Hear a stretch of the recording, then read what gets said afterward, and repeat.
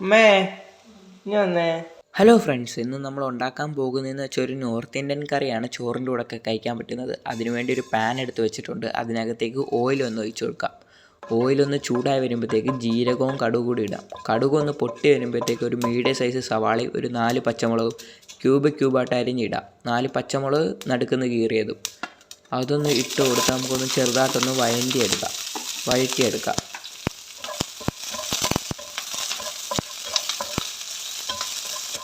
നമുക്ക് ഇതിനകത്ത് ഒഴിക്കാൻ വേണ്ടിയുള്ള തൈര് വെച്ചുള്ളൊരു ഗ്രേവി അത് ഉണ്ടാക്കാം.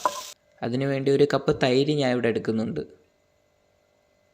അതിനകത്തേക്ക് 1/2 ടീസ്പൂൺ മുളക് പൊടി, 1/2 ടീസ്പൂൺ മല്ലിപ്പൊടി, 1/4 ടീസ്പൂൺ മഞ്ഞൾപ്പൊടി,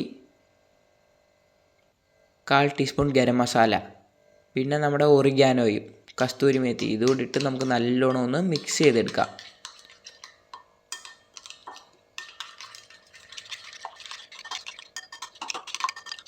അപ്പോഴത്തേക്ക് നമ്മുടെ സവാള ഒന്ന് വഴണ്ടി വന്നിട്ടുണ്ട്.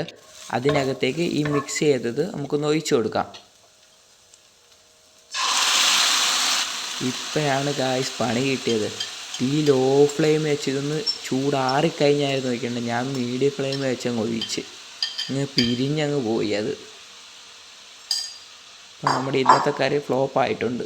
ഇതെന്തായാലും ഞാൻ ഒന്നുകൂടെ ഉണ്ടാക്കുന്നതായിരിക്കും കറക്റ്റായിട്ട്. പിന്നെ എന്തായാലും വീഡിയോ എടുത്തേലേ നിങ്ങളെയും കൂടെ ഫ്ലോപ്പ് ആവുന്നതും കൂടെ കാണിച്ചു തരാം. ഇപ്പോഴും നല്ലത് മാത്രം കാണിച്ചാൽ ഫ്ലോപ്പ് ആവുന്നതും കൂടെ കാണിക്കണ്ടേ. വീഡിയോ ഇഷ്ടപ്പെടുമെന്ന് എല്ലാവരും ലൈക്ക് സബ്സ്ക്രൈബ് ഒക്കെ ചെയ്യണേ. അപ്പോൾ അടുത്ത വീഡിയോ കാണാം. ബായ്.